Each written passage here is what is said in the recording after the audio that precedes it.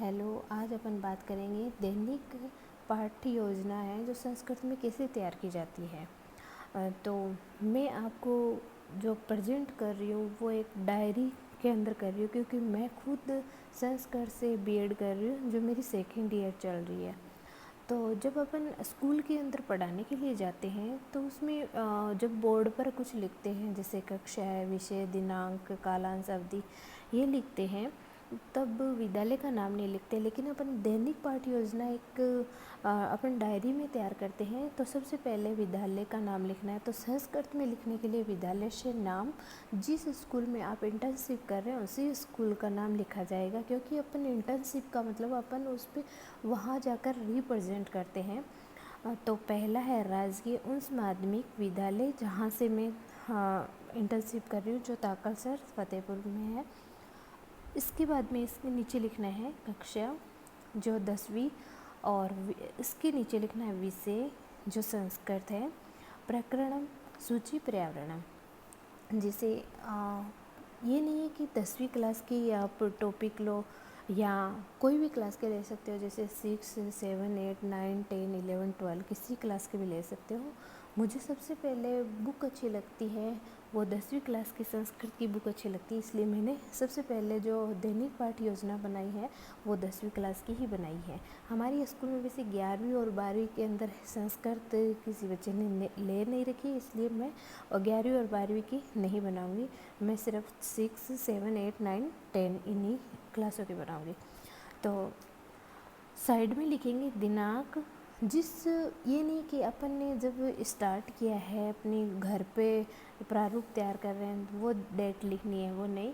जब अपन स्कूल में उसको प्रस्तुत कर रहे हैं, उसकी प्रस्तुतिकरण कर रहे हैं, तभी वह दिनांक लगानी है उसी टाइम पर, कि अपन ने कौन से दिन अपन को ये दिया गया है कि आप अपना जो प्रारूप तैयार किया है आपने वो रिप्रेजेंट करो बच्चों के सामने, तो वही दिनांक लगाने हैं। उसके बाद है कालांश, आपको कौन से कालांश में भेजा जा रहा है। जैसे मुझे प्रथम कालांश में भेजा गया था, क्योंकि 10वीं क्लास का जो सबसे पहले संस्कृत का ही पीरियड आता है। अवधि है 35 निमेषा, यानी मैं 35 मिनट के अंदर अंदर मेरा एक जो कार्य है वो पूरा कर सकूं। विषय वस्तु लिखनी है उसके बाद में, जैसे कहाँ से कहाँ तक आपको टॉपिक पढ़ाना है। जैसे ये है कि सूची पर्यावरण के अंदर श्लोक है, तो पूरे श्लोक एक दिन के अंदर है, तो होगा नहीं कि एक दिन में ही अपन पूरे श्लोक पढ़ा देंगे। तो मैंने 3 श्लोक के बारे में इसमें बताया है। 3 श्लोक का ही मैं यहाँ पर विस्तार पूर्वक अध्ययन करवाऊँगी। तो पहले दुर्वह हेमत्र जीवितहम जातम प्रकृति रेव शरणम, यानी ये जो पहला श्लोक है इसकी हेड जो फर्स्ट लाइन है उसको मैंने लिख दिया है, और तीसरा श्लोक उसकी लास्ट वाली लाइन लिख दी है। ये हो गया विषय वस्तु। इसके बाद में बात आती है शिक्षण से उद्देश्य, यानी शिक्षण का जो उद्देश्य है वो क्या है। सबसे पहले 1 साइड कॉलम कर लेंगे, उसमें लिखेंगे विशिष्ट उद्देश्य। विशिष्ट उद्देश्य के अंतर्गत संस्कृत के अंदर आते हैं ज्ञानात्मक है, कौशलात्मक है, अर्थगणनात्मक है और अभिव्यंजनात्मक है, ये सभी। इधर लिखेंगे कि अपेक्षित व्यवहार परिवर्तनानि, यानी कि जब अपन वो पढ़ाएंगे लेसन तब बच्चों पर क्या प्रभाव पड़ेगा, क्या उनके व्यवहार में परिवर्तन आएगा, वो चीज़ें इसमें बताएंगे। तो सबसे पहले विशिष्ट उद्देश्य है ज्ञानात्मक, और इसमें कई ऑप्शन हैं। भाषा तत्वानां ज्ञानम प्राप्तुम, इसका मतलब होता है कि भाषा तत्वों का ज्ञान प्राप्त करना। छात्रा भाषा तत्वानां समृद्धु ज्ञातु च शक्नुवन्ति, यानी कि छात्र जो है वो भाषा तत्वों का ज्ञान प्राप्त करने में सक्षम हो सकेंगे या प्राप्त कर सकेंगे। दूसरा पॉइंट है छात्रा अशुद्ध रूपेण दोषान ग्रहीतुम शक्नुवन्ति। दूसरे का अर्थ है कि छात्र है अशुद्ध जो शब्द होते हैं वो अपने अंदर दोष का निवारण कर सकेंगे। छात्रा भाषा तत्वानां संश्लेषण विश्लेषण च कर्तुं शक्नुवन्ति, यानी छात्र है वो भाषा तत्वों के अंदर संश्लेषण विश्लेषण करने की कोशिश करेंगे या कर सकेंगे। इसी में दूसरा है श्लोके ज्ञानम प्राप्ते, यानी जो श्लोक दिए हैं उसमें जो ज्ञान की बात बताई गई है वो प्राप्त कर सकेंगे। तो फर्स्ट इसमें पॉइंट है कि छात्रा सामग्री समृद्धु ज्ञातु च शक्नुवन्ति। दूसरा पॉइंट है छात्रा विषयस्य केंद्र विचारम अवगन्तुं शक्नुवन्ति। तीसरा पॉइंट है छात्रा है विषयवस्य शब्दावली वर्धयितुं शक्नुवन्ति। इसी प्रकार आगे भी विशिष्ट उद्देश्य के अंदर अर्थात है प्रयोजनम, अभिव्यंजनक प्रयोजनम। अर्थातम भी 2 पॉइंट लिखे जाते हैं, सर्वणेन अर्थम अवगंतु अक्षमता, और दूसरा पॉइंट है इसमें पठनार्थ है बोध सामर्थ्य प्राप्तु। इसी प्रकार अभिव्यंजक प्रयोजनम में भी पहला पॉइंट है वाचिक व्यंजनम, दूसरा पॉइंट है लिखित है व्यंजनम।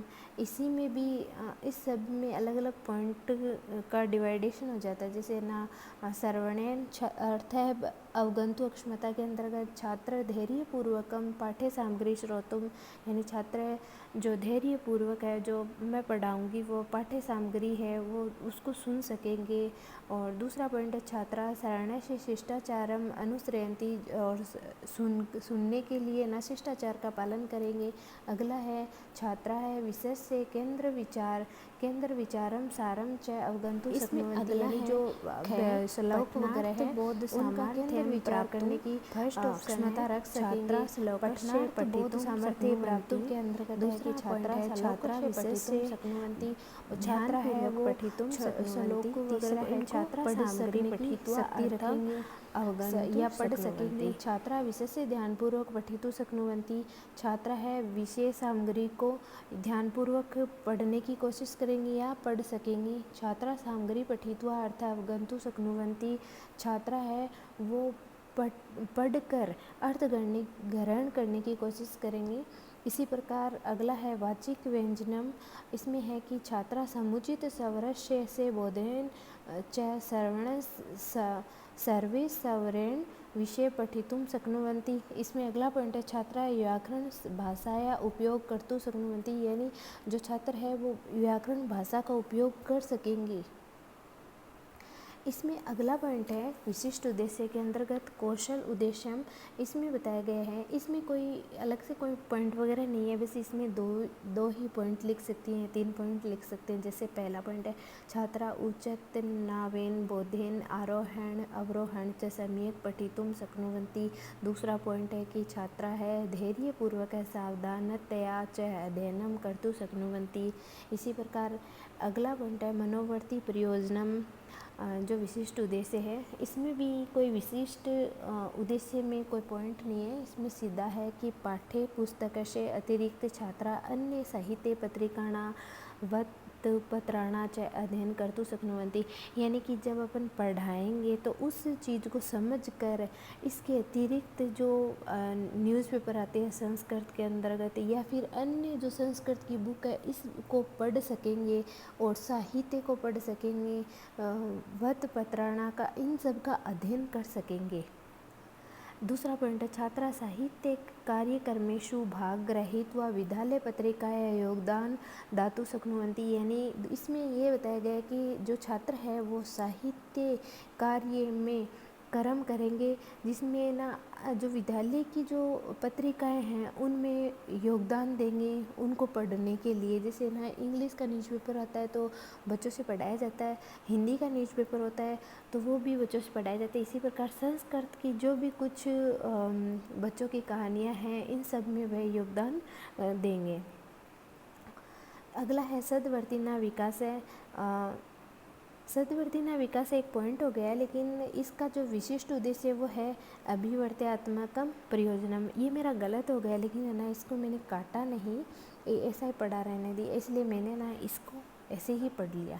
तो इसमें पहला पॉइंट है कि सद्वर्तिना विकासम जैसे छात्राणां संस्कृत संस्कृति सौंदर्य च विषय विश्वास भवितुं शक्नुवन्ति, यानी छात्र है वो संस्कृति के सौंदर्य को, विषय के बारे में विश्वास को जागृत करेंगे या विश्वास के बारे में पढ़ने की कोशिश करेंगे, सद्वर्ती न जगाएंगे अपने अंतर्गत। दूसरा, छात्राणां जीवनस्य आधारभूतानां आदर्शानां सामाजिक नैतिक मूल्यानां च प्रति आदर विश्वास च भवितुम् अर्हति। इसी प्रकार अन्य पॉइंट भी बता दिए गए हैं, जैसे सर्जनशीलता मौलिकता व विकसित अक्षमता भवति। इसमें फर्स्ट पॉइंट है छात्रा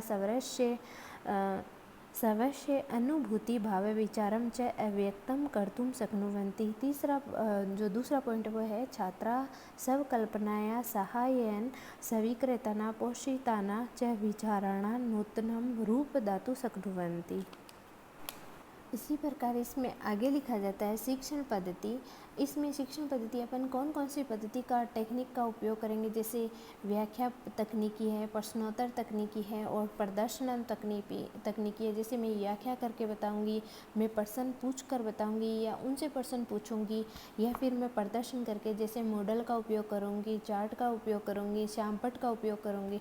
यह सब शिक्षण पद्धति के अंतर्गत बताया गया है।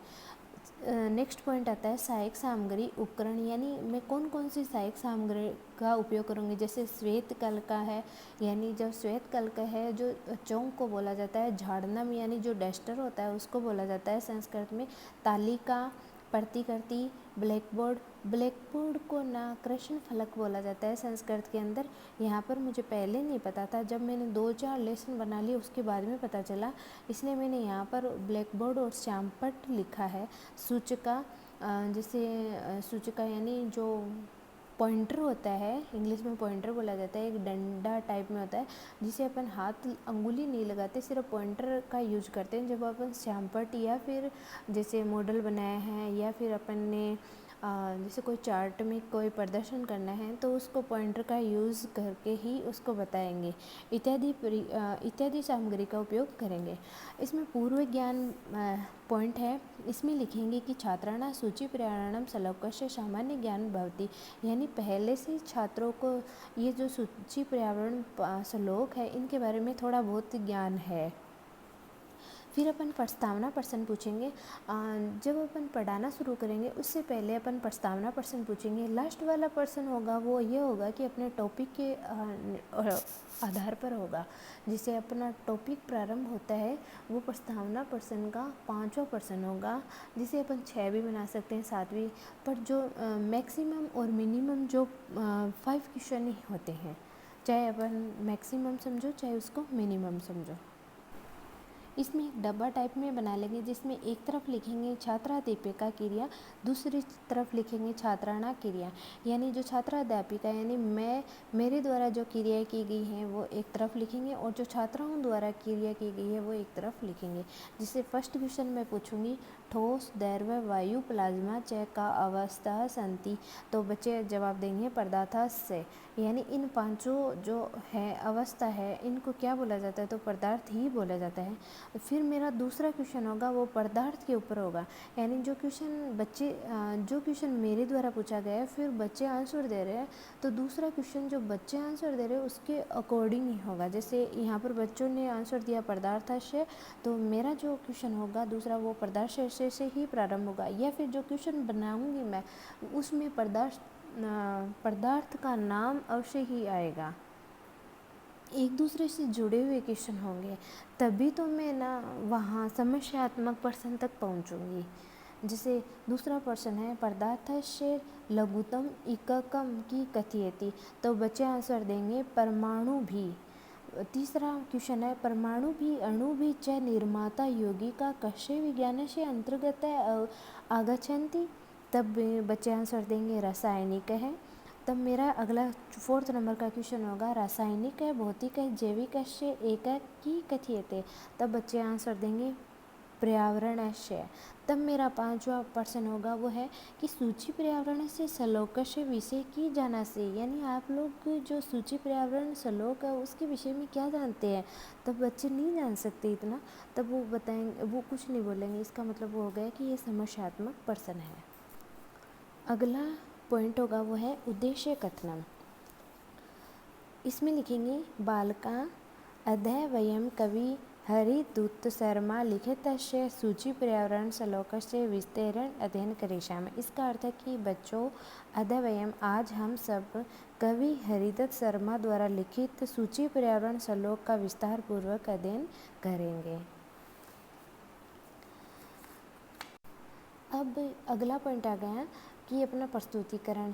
इसमें 3-4 कॉलम होते हैं। पहला होता है शिक्षण CD का, यानी सहस्वर वाचन है, अनुकरण वाचन है, त्रुटि शुद्धिकरण में है, वो शिक्षण CD के अंतर्गत आते हैं। श्यामपट्ट इधर लिखा हुआ है ना, श्यामपट्ट सहायक उपकरण, यानी अपन श्यामपट्ट का उपयोग कर रहे हैं, अपन मॉडल का उपयोग कर रहे हैं, अपन चार्ट का उपयोग कर रहे हैं, तो वो इस लाइन में लिखेंगे, इस लाइन में अपन चिपकाएंगे। फिर बीच वाला जो कॉलम है वो है कि अध्ययन अध्यापन शिक्षण संस्था। इसमें 2 होते हैं, एक तो होता है जैसे अध्यापक, दूसरा होता है छात्र। तो इसमें पॉइंट में लिखेंगे कि विद्यालय से कन्या क्रियापदम, यानी जो विद्यालय के अंदर जो कन्या क्रियापद करवा रही है, जो भी रिप्रेजेंट कर रही है, उसके बारे में लिखेंगे। फिर दूसरा कॉलम होगा छात्रा क्रियापदम, छात्रों द्वारा कहा या सुना जा रहा है, वह इसमें लिखेंगे। पहला पॉइंट इसमें आएगा शिक्षण CD का सहस्वर वाचन। सहस्वर वाचन है ना, श्लोक के अंतर्गत आता है, कविताओं के अंतर्गत आता है, और जैसे अपन पाठ का अध्ययन कर रहे हैं तो आदर्श वाचन आएगा। अभी इसमें जो छात्रा क्रियापदम है, इसमें लिखेंगे सहस्वर वाचन के सामने छात्रा अध्यापिका समुचित वेगेन आरोहण अवरोहण सवरे बोधेन च पाठस्य आदर्श पाठ दास्यति। यहाँ पर आदर्श पाठ नहीं आएगा, सहस्वर पाठ है, पाठम दास्यति ऐसा आएगा। तो ये बता रहा है कि छात्रा है वो उचित यति गति आरोह अवरोह के साथ में पाठ का आदर्श वाचन या सहस्वर वाचन करेगी, श्लोक का सहस्वर वाचन आदर्श वाचन करेगी। आगे है छात्रा सम्यक श्रोष्यन्ति अवगमिष्यति च। छात्र है वो ध्यानपूर्वक सुनेंगे और समझेंगे। इसी प्रकार यहाँ पर है ना, पूरा पाठ या श्लोक जो भी है उसका अध्ययन हो गया। फिर अनुकरण वाचन, अनुकरण पठनम, यानी अब ना जो मैडम ने पढ़ाया है वह मैडम अब बच्चों को ऐसे किसी को सिलेक्ट करेगी कि इसको ही पढ़ना है। जैसे छात्रा अध्यापिका कैसा अंचन छात्राणा अनुकरण पठन से निर्देश करिष्यन्ति। कुछ छात्रों को पढ़ने अनुकरण यानी वापस पढ़ने के लिए निर्देश करेगी। तो नियुक्ता छात्रा समुचित गत्या आरोहण अवरोहण च कृत्वा पाठ से अनुकरण करिष्यन्ति। जैसे मैडम ने पाठ पढ़ाया वैसे ही कुछ नियुक्ता जो छात्र है उनको वैसे ही पढ़ाना है। फिर उसके बाद अगला पॉइंट आता है त्रुटि शुद्धिकरणम, यानी जब अनुकरण वाचन बच्चे पढ़ते हैं, अनुकरण वाचन है ना जो वो बच्चों का ही होता है, तो फिर जिस टाइम बच्चे पढ़ते हैं तो अशुद्धि और शुद्ध जो बोला जाता है, अशुद्धि होती है तो उसको शुद्ध करके मैडम बताएगी। तब इसमें लिखा है कि छात्रा अध्यापिका छात्रण अनुकरण पाठे गलत उच्चारित शब्दान सम्यक कृत्वा कथिष्यति, यानी जो मैडम है उसके बाद में छात्रा अनुकरण पठन से समय तेसा कृतानि त्रुटि सम्यक करिष्यन्ति, यानी जब छात्रों ने अनुकरण वाचन किया था तब जो त्रुटि हुई उसको ध्यानपूर्वक ठीक करेंगे। तो पहला है इसमें मैंने श्यामपट्ट लगाया कि मैं श्यामपट्ट पर उनको बताऊंगी कि आपने कौन कौन सी गलतियाँ की है, उसमें सुधार करेंगे। तो पहला है तनु, यानी जो शुद्ध शब्द वो है तनु है, और बच्चे ने पढ़ा था तनु है। इसी प्रकार अन्य शब्द भी पढ़े हैं। इसमें मैंने मॉडल पहले नहीं बताया था, इसमें मॉडल है जैसे गाड़ियाँ आ रही हैं, कुछ एक जो बंदा है वो जा रहा है गाड़ियों को पार करते हुए ध्यानपूर्वक, ये श्लोक के अंदर बताया गया है, इसलिए मैंने यहाँ पर इसका मॉडल बना दिया है। अगली जो शिक्षण CD है वो है बोध पर्सन। जैसे मैं अब जो मैंने पढ़ाया उसमें से 3-4 पर्सन मैं उनसे पूछूंगी। तो पहला है मेट्रो सु कह दीवारात्रो परिभ्रमति, तब बच्चों ने जवाब देंगे लोहा चक्रम। दूसरा मैं क्वेश्चन पूछा काजल इव धूमः कुतः आगच्छति, तब बच्चे आंसर देंगे मोटर वाहने। इसीलिए मैंने मॉडल बना दी क्योंकि मोटर वाहनों के बारे में बताया था कि कैसे पर्यावरण अशुद्ध होता है वैसे। तीसरा है श्लोके यथोक्त अस्माकः की आश्रयत आश्रय से, तब बच्चे आंसर देंगे शुद्ध पर्यावरण से। इसी प्रकार शिक्षण सीढ़ी का 5th पॉइंट है काठिन्य से निवारणम। जो कठिन शब्द है उसका निवारण है वो मैडम करके बताएगी। जैसे एक तरफ आपने सारणी देख रहे हैं, शब्द है, अर्थ है, पद्धति, प्रयोगम, यानी जो ये चार्ट बना के ले जाएगी मैडम, जिसमें शब्द और अर्थ होंगे, लेकिन जो पद्धति और प्रयोगम है, पद्धति तो बता देगी मैडम बोलकर, और जो प्रयोग कैसे होता है इसका वो बोर्ड पर या शामपट पर अपना कार्य पूर्ण करेगी। जैसे छात्राध्यापिका पाठ्य कठिन शब्दाना अर्थाय व्याख्याय कठिनाशय निवारणम मुक्ति प्राप्तु सहाय करिष्यति। और बच्चे क्या करेंगे, छात्रा कठिन शब्दान तेसा अर्थान च सवश्य अभ्यास पुस्तके लिखिष्यन्ति। बच्चे हैं वो अभ्यास पुस्तिका के अंतर्गत लिखेंगे। जब अपन नोटबुक बोलते हैं इंग्लिश के अंतर्गत, तो जब हिंदी की बात आती है तो इसमें उसको बोला जाता है अभ्यास पुस्तिका। फिर अगला पॉइंट है 6 सरलीकरण। अब पूरा मैडम है ना एक बार फिर से जो श्लोक है या फिर जो पाठ है उसका एक सरल रूप में पॉइंट तैयार करके ले जाएगी, वो जिसको बोला जाता है समरी। पाठ की समरी है वो एक बार फिर से बताएगी। तो इसमें ये बताए गए हैं, तो पाठ की समरी है वो पूरी बता दी। तो मैंने एक मॉडल तैयार किया है, एक मॉडल नहीं इसको बोलेंगे चार्ट। इसमें क्या होता है, दैनिक पाठ्य योजना में 2 चार्ट होते हैं। एक तो होता है काठिन्य से निवारण का चार्ट, एक होता है सरलीकरण का चार्ट। और जो आदर्श भाषण है उसका चार्ट होता है, उसको बोला जाता है मॉडल। और इसमें श्यामपट होता है, एक ही होता है श्यामपट, जो अशुद्धि निवारणम होता है ना वहाँ होता है। फिर अगला आता है भाव विश्लेषणात्मक प्रश्न। ये भाव विश्लेषणात्मक प्रश्न और विचार विश्लेषणात्मक प्रश्न 2 प्रकार के होते हैं। भाव विश्लेषणात्मक प्रश्न है ये श्लोक के अंतर्गत आते हैं, और विचार विश्लेषणात्मक प्रश्न है ये पाठ के अंतर्गत आते हैं। जिसे अपन हिंदी में पढ़ते हैं ना गद्य और पद्य। तो गद्य के लिए तो आते हैं विचार विश्लेषणात्मक, और पद्य के लिए आते हैं भाव विश्लेषणात्मक।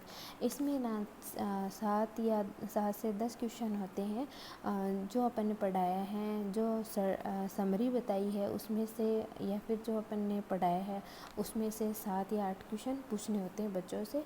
तो इजीली आंसर दे देते हैं क्योंकि अपन अच्छे से पढ़ाते हैं तब। फिर लास्ट वाला पॉइंट है पुनः ऊँचे पठंतु, यानी वापिस मैडम पढ़कर बताएगी। यदि कोई पद्य है तब तो मैडम पढ़ के बताएगी, यदि कोई गद्य है जैसे कविता, जैसे कहानी है, कोई पाठ है वगैरह, तब बच्चों से वो पढ़वाएगी वापस। इसमें ये है पुनः ऊँचे पठंतु। तो अपन ने श्लोक लिया है, इसका मतलब ये पद्य है, तो मैडम वापस पढ़ के बताएगी और छात्र है वो ध्यानपूर्वक सुनेंगे। तो इसीलिए लिखा है छात्रा सम्यक् श्रोष्यन्ति अवगमिष्यति च। अगला है मूल्यांकन प्रश्न। इसका जो लास्ट वाला पॉइंट बचता है वो ये कि मूल्यांकन प्रश्न।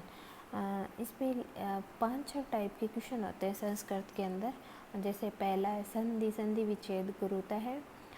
तो पहला प्रश्न है प्रकृति है, फिर प्लस जोड़ दिया है, फिर आगे क्या लिखना है ये बच्चों को लिखना है प्रकृति रेवय। मेन जो शब्द बनेगा वो बनेगा प्रकृति रेवय। दूसरा ख है सम प्लस चरणम। तो आगे बच्चों को बताना है कि सम प्लस चरणम की संधि है वो क्या होगी। इसी प्रकार दूसरा है अधोलिखिता नाम अव्ययानाम सहायतया रिक्त स्थानानि पूर्यम, यानी जो शब्द दिए गए हैं उनको चुनकर जो नीचे क्वेश्चन दिए गए हैं उन रिक्त स्थानों की पूर्ति करनी है। तीसरा है अधोलिखितानाम पदानाम पर्याय पद लिखित है। जो सलीलम है इसका पर्यायवाची क्या होता है संस्कृत के अंदर, वनम का पर्यायवाची संस्कृत के अंतर्गत क्या होता है ये बच्चे बताएंगे। पूर्णतः रेखांकित पद्मा घ्रेवे पर्सन निर्माण करोते, यानी जो रेखांकित जो शब्द किए गए हैं जिसके नीचे अंडरलाइन की गई है उस को उत्तर बनाना है, और पूरे जो शब्द लिखे गए हैं यानी क वाली जो लाइन है उसको क्वेश्चन बनाना है, क्वेश्चन टाइप बनाना है, और जो उसका आंसर आना चाहिए क जल मलिन है।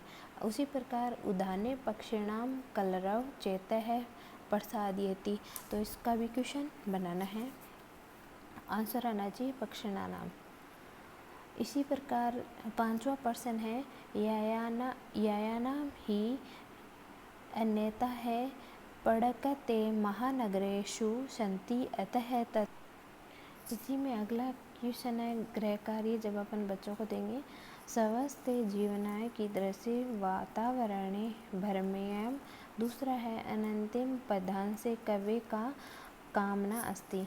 फिर आता है पर्यवेक्षक टिप्पणी, यानी जब अपन क्लास में जाते हैं, अपने श्लोक पढ़ाते हैं बच्चों को, तब वो जो पर्यवेक्षक रहता है, जैसे संस्कृत का टीचर है वहाँ का, वो रहता है, तो क्या टिप्पणी देते हैं वो। हमारे वाले सर तो बहुत अच्छे हैं, इसलिए किसी को टिप्पणी